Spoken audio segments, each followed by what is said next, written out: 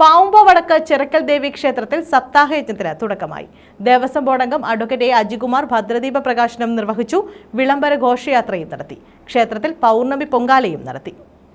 പാവുമ്പ വടക്ക് ചിറക്കൽ ദേവി ക്ഷേത്രത്തിലാണ് സപ്താഹയജ്ഞത്തിന് തുടക്കം കുറിച്ചത്. ഇതോടനുബന്ധിച്ച് ക്ഷേത്രത്തിൽ പൗർണമി പൊങ്കാലയും നടത്തി. നിരവധി ഭക്തരാണ് പൊങ്കാലയിൽ പങ്കെടുത്തത്. സപ്താഹയജ്ഞത്തിന് തുടക്കം കുറിച്ച് വിളംബര ഘോഷയാത്ര നടന്നു. ദേവസ്വം ബോർഡ് അംഗം അഡ്വക്കേറ്റ് എ അജികുമാർ ഭദ്രദീപം തെളിച്ചു.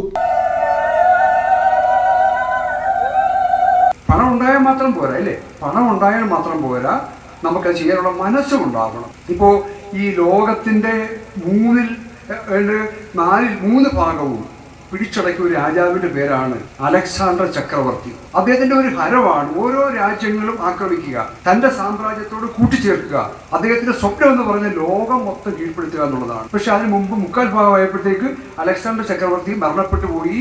അപ്പം മരിക്കുന്നതിന് മുമ്പ് ഒരു ആഗ്രഹം പ്രകടിപ്പിച്ചു, എൻ്റെ ശവശരീരം അടക്കാൻ വേണ്ടി കൊണ്ടുപോകുന്നതിന് മുമ്പ് എൻ്റെ 2 കൈകളും പുറത്തേക്കിട്ടിരിക്കണം. 2 കൈകളും പുറത്തേക്കിട്ടിരിക്കണം. അങ്ങനെ പുറത്തേക്കിട്ടാൻ എന്താ ചോദിച്ചാൽ, ഞാൻ ഇതൊന്നും കൊണ്ടുപോകുന്നില്ല, ഞാൻ യുദ്ധം ചെയ്തതും വെട്ടിപ്പിടിച്ചതും ഇതെല്ലാം ഇവിടെ ഉപേക്ഷിച്ച് പോവുകയാണ്, ഇത് ജനങ്ങൾ അറിയട്ടെ, അത് ബോധ്യപ്പെടുത്താൻ വേണ്ടി ചെയ്യുക എന്ന് പറഞ്ഞ പോലെ ചില ആളുകൾ, എല്ലാവരും ഇല്ല കേട്ടോ, കോടിക്കണക്കിനുണ്ട്. പക്ഷെ എന്തിനു വേണ്ടിയാണെന്ന് അറിയത്തില്ല. ക്ഷേത്രത്തിൽ ആദ്യമായി എത്തിയ ദേവസ്വം ബോർഡ് അംഗത്തിന് ഊഷ്മളമായ വരവേൽപ്പാണ് ഭക്തർ നൽകിയത്.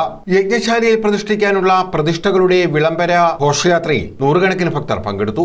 പുലിമുഖം ജഗന്നാഥ ശർമ്മയാണ് യജ്ഞാചാര്യൻ. ക്ഷേത്ര മേൽശാന്തി മധുസൂദനൻ നമ്പൂതിരിയുടെ കാർമ്മികത്വത്തിലാണ് ക്ഷേത്ര ചടങ്ങുകൾ നടക്കുന്നത്. അവഭൃത സ്നാന ഘോഷയാത്രയോടെ 28-ന് യജ്ഞം സമാപിക്കും. ക്ഷേത്ര ഉപദേശക സമിതി പ്രസിഡന്റ് ബി ഗോപിപിള്ള അധ്യക്ഷത വഹിച്ചു. Sub group officer S Anilkumar, Devaswom board ജീവനക്കാരുടെ കലാസാംസ്കാരിക സംഘടനയായ തിടമ്പിന്റെ സംസ്ഥാന ജനറൽ സെക്രട്ടറി എസ് ആദർശ്, ഉപദേശക സമിതി സെക്രട്ടറി അജേഷ് കുമാർ തുടങ്ങിയവർ പങ്കെടുത്തു. News bureau, Thazhava.